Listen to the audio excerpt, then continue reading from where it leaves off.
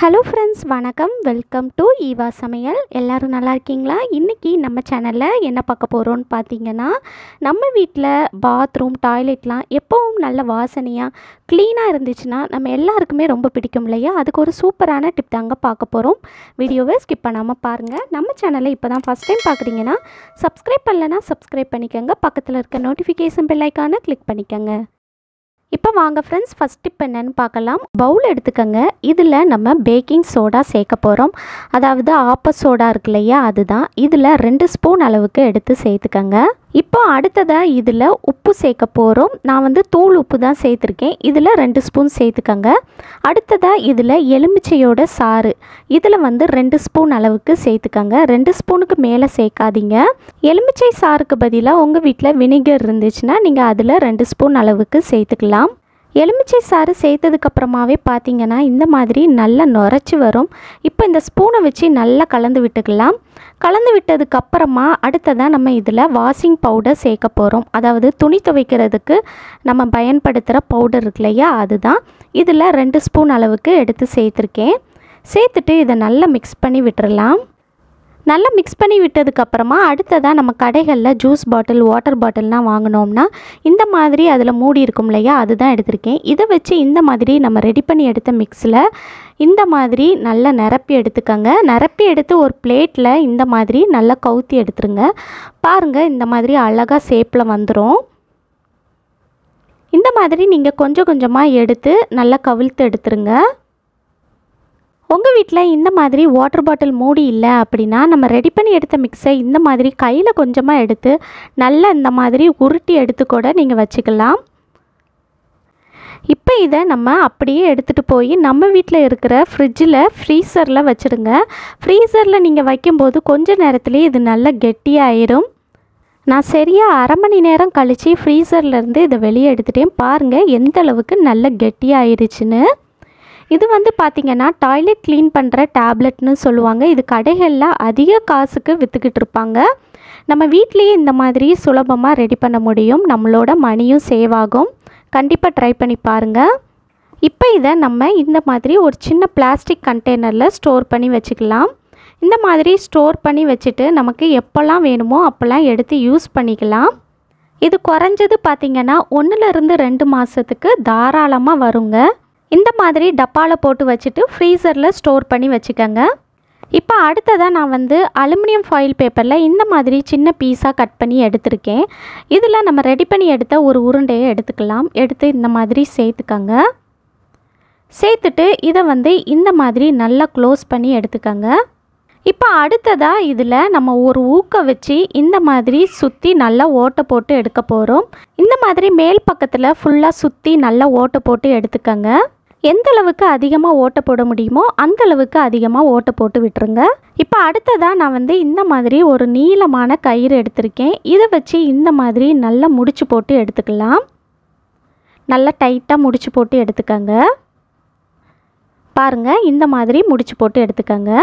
உங்கள் வீட்டில் aluminium foil paper இல்லை அப்படின்னா நம்ம கடைகளில் பழங்கள்லாம் வாங்கினோன்னா இந்த மாதிரி நெட்டுக்குள்ளே வச்சு தருவாங்க இல்லையா, அது இருந்துச்சுன்னா அதை கூட கொஞ்சம் சின்ன பீஸாக கட் பண்ணி எடுத்துகிட்டு நம்ம ரெடி பண்ணி எடுத்த இந்த டாய்லெட் கிளீனர் டேப்லெட்டில் ஒன்று எடுத்து வச்சுட்டு அதுக்கப்புறமா ஓரத்தில் நல்லா முடிச்சு போட்டு கயிறை வச்சு நல்லா கெட்டி எடுத்து கூட நீங்கள் யூஸ் பண்ணிக்கலாம்.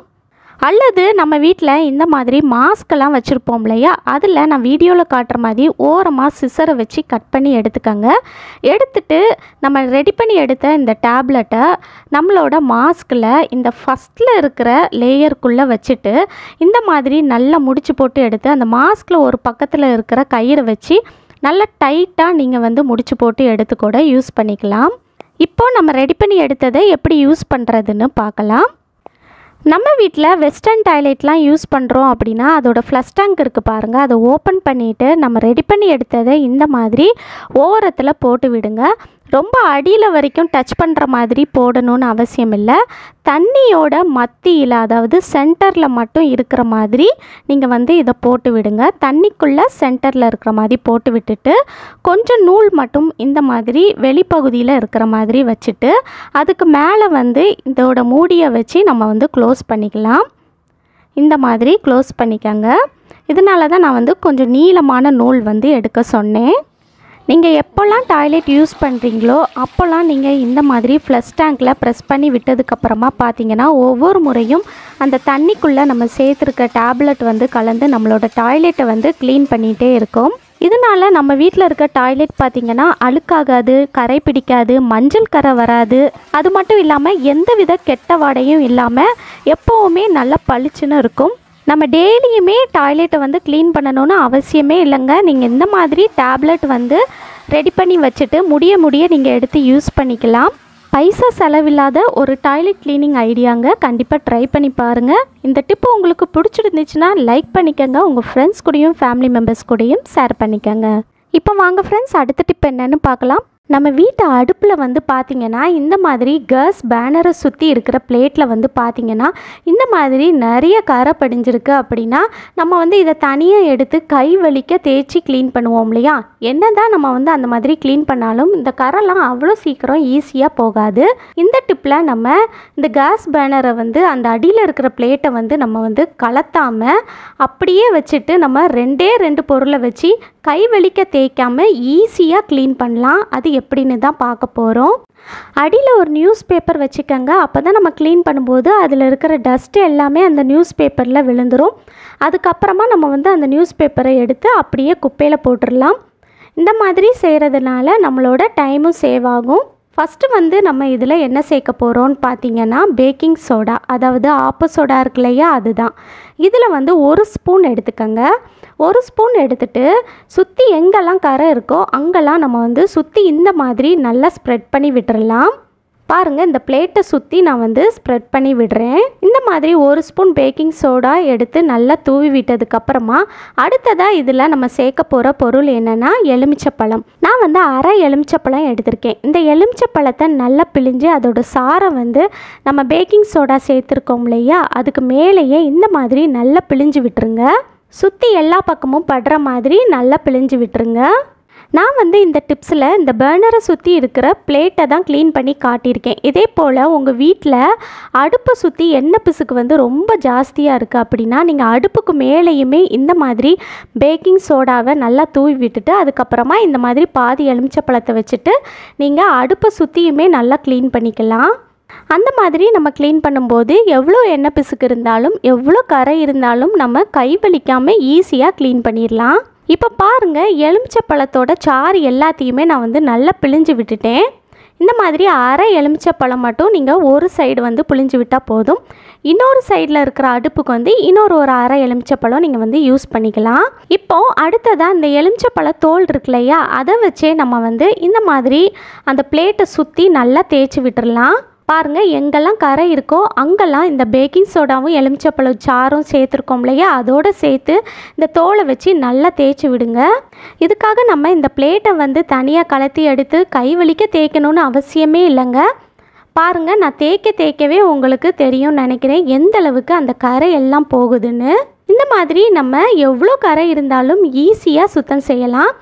இப்போ பாருங்கள் ஃப்ரெண்ட்ஸ், நான் வந்து சுற்றி இந்த எலுமிச்சப்பழ தோலை வச்சு நல்லா தேய்ச்சி எடுத்துட்டேன். இப்போ பாருங்கள், அந்த கரை எல்லாமே போயிருச்சு. உங்களுக்கு பார்க்கும்போதே தெரியும்னு நினைக்கிறேன். இந்த எலுமிச்சப்பழ தோலில் பாருங்கள், அந்த அடுப்பில் இருந்த கரை எல்லாமே இதில் வந்து ஒட்டிட்டு வந்துருச்சு. இப்போ இந்த தோலை எடுத்து நம்ம வந்து குப்பையில் போட்டுடலாம். இப்போ கடைசியாக ஒரு துணியில் தண்ணியை நல்லா நனைச்சி எடுத்துகிட்டு அதை நல்லா பிழிஞ்சு எடுத்துகிட்டு அதுக்கப்புறமா நீங்கள் வந்து இந்த மாதிரி சுற்றி நல்லா தொடச்சி எடுத்துட்டீங்க அப்படின்னா நல்லா பளிச்சுன்னு புதுசு போல் ஆயிருங்க. இப்போ பாருங்கள், நான் வந்து துணியை வச்சு நல்லா தொடச்சி எடுத்துட்டேன். ஃபஸ்ட்டு இருந்ததுக்கும் உங்களுக்கு இப்போயும் பார்க்குறதுக்கு நல்ல டிஃப்ரென்ஸ் தெரியும்னு நினைக்கிறேன். ஃபஸ்ட்டு எவ்வளோ கரை இருந்துச்சு, இப்போ பாருங்கள் நல்லா பளிச்சுன்னு புதுசு போல் ஆயிடுச்சு.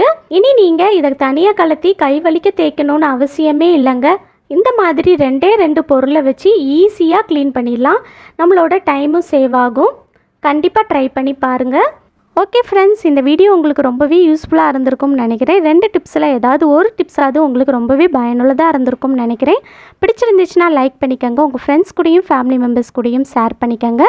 நம்ம சேனலை இப்போ தான் ஃபஸ்ட் டைம் பார்க்குறீங்கன்னா சப்ஸ்கிரைப் பண்ணலைன்னா சப்ஸ்கிரைப் பண்ணிக்கோங்க. பக்கத்தில் இருக்க நோட்டிஃபிகேஷன் பெல் ஐக்கானை கிளிக் பண்ணிக்கோங்க. தேங்க்யூ.